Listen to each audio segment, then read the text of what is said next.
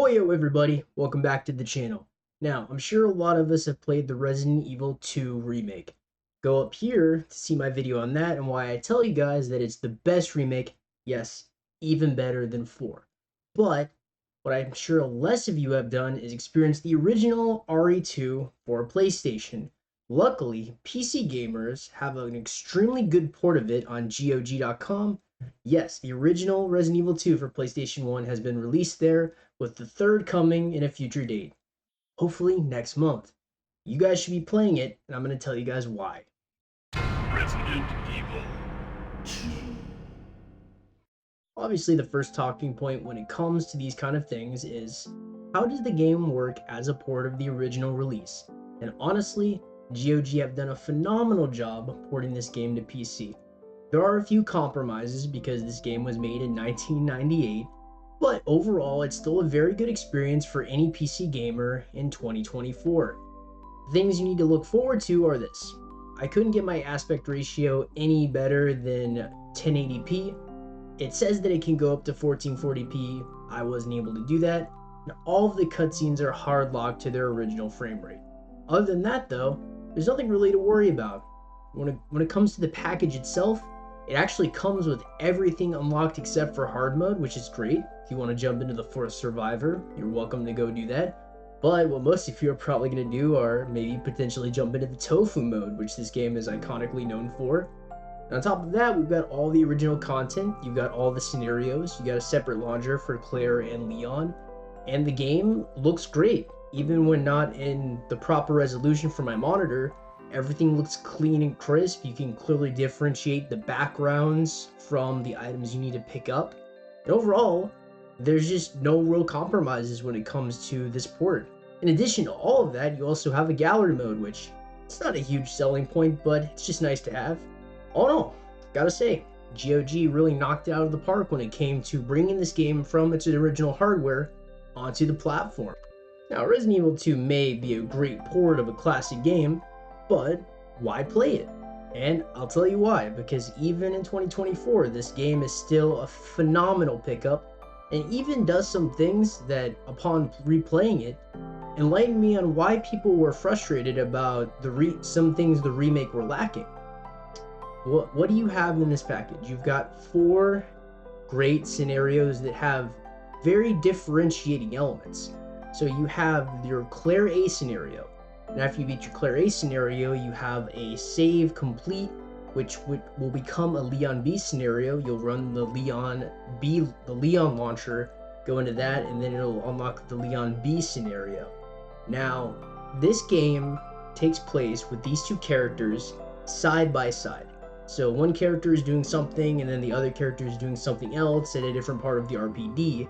And the game perfectly integrates those 2 separate journeys into one adventure in a very creative way that really hasn't been seen since. And in RE2 Remake, they really didn't utilize this creative element to its fullest. I mean, there are parts where it kind of makes sense that one character is doing this and the other character is doing this, but it's way less to a degree than RE2. There will be a scene where you'll be Claire and you'll just run into Leon randomly, and then when you play the B scenario as Leon, you will play as him going into the room first, and then when you walk back just as it was in Claire's scenario. And it's a really interesting idea that I wish would have been expanded on. It actually makes both playthroughs feel like important parts of the story, and it really does make this feel like a special experience. It's a cool mechanic. Honestly, Remake could have done better than that. And to go into the other one, this scenario, the Claire A, Leon B scenario is the canon one, and then you have the Leon A, Claire B, which actually has different story elements and interactions too. And while most people say Claire A, Leon B is better, and it is, it's just interesting when you go into a game to have 4 completely differing scenarios to play, because the game isn't the longest, but having 4 different campaigns you can go back to and then unlocking the hard mode. The point is that I'm getting at is that this game is ripe with content. It's a really good reason to buy it. Another element that's really good about it is that even in 2024, and I can't reiterate that enough, the horror and atmosphere of this game is unparalleled. Another element that I feel was lacking with the RE2 remake. I mean, it was creepy and it was scary, but RE2 PS1 is horrifying. It uses music and the enemies and just general tone in a way that the remake just does not. It's a different kind of horror, but RE2 it mastered ambient horror just because of the music. The music is masterful. And yes, I am aware that you can use the classic soundtrack in RE2 remake, and it's really nice. But even with that, experiencing this game again just made me uncomfortable in a way I haven't felt in the RE2 remake or in general. Overall, I'm just very grateful to have this opportunity to replay a game that I always held in high regard, but had kind of faded away from my memory over time. I mean, it's been a while since I've played this game.